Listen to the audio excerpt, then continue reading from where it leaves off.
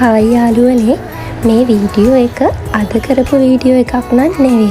මේ වීඩියෝ එක කරේ 2022 අගෝස්තු 12. මේ වීඩියෝ එක ෆැමිලි බ්ලොග් එකක්.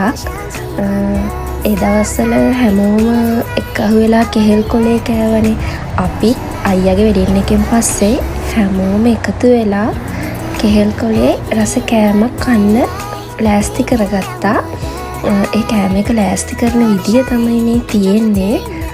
මුලින්ම රස ෆ්‍රයිඩ් රයිස් එකක් දැම්මා. ඊට පස්සේ දැන් ඔන්න අපේ අයියා තමයි මේ කෑම පිළිවෙලට හරි. මේ තියෙන්නේ රසට හදාගත්තු චිකන් එකක්.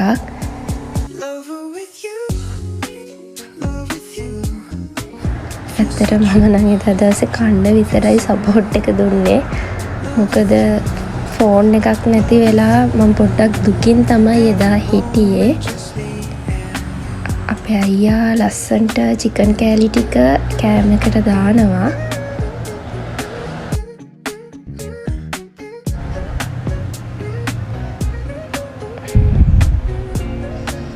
අපි බලමු ඊළඟට මොනවද දාන්න කියලා කෑම එකට.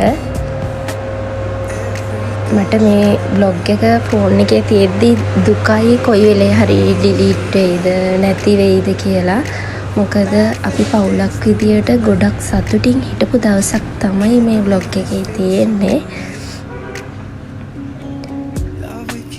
ඊළඟට අපේ අයියාගේ වයිෆ් සොසේජස් දානවා. අපි කාපු රසම කෑමක් තමයි මේ. මේක බලද්දී මට හිතෙනවා ආයෙත් ඒ දවස්වලට යන්න තියෙනවා නම් කියලා.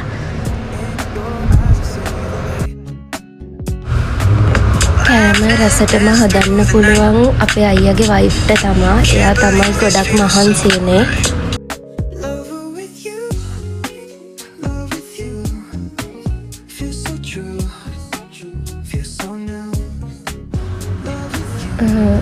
ඊළඟට පොඩ්ඩක් හරි පොඩි උදව්වක් දෙන්න ඕනි කියලා මම සලාද කොළ ටික අරගෙන හෙමීට කෑම එකේ තිබ්බා. සිලිනි අක්කා අන්නාසි පෙති ලස්සන්ට අතුරන්න ආවා. දැන් නම් කෑම එක රස වීගෙන එනවා.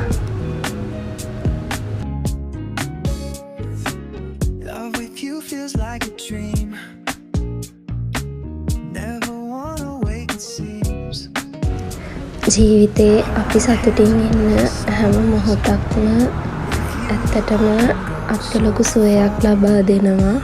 අපි පවුලක් විදියට ගොඩක් එකට ඉන්නේ පොඩි කාල සීමාවක්. ඒ මොහොතේ අපි හැමෝම හරිම සතුටින් තමයි මේක කරවු එදා.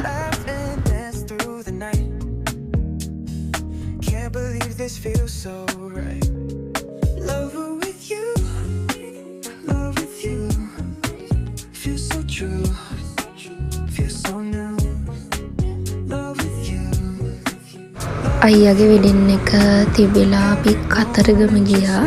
කතරගම ගිහින් ඇවිල්ලා අයියලා යන්නේ තව දවස් දෙකකින් කියලා තමයි අපි මේ කෑම වේල කන්න ලෑස්ති වුණේ. මේ කෑම වේලට අපේ අයියාගේ හොඳම යාළුවෙකුත් සම්බන්ධ වුණා.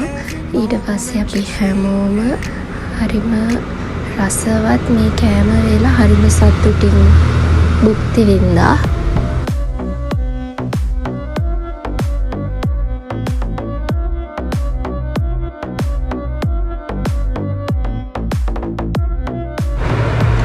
ඔන්න එහෙනම් ඉතින් අපි කන්න පටන් ගත්තා.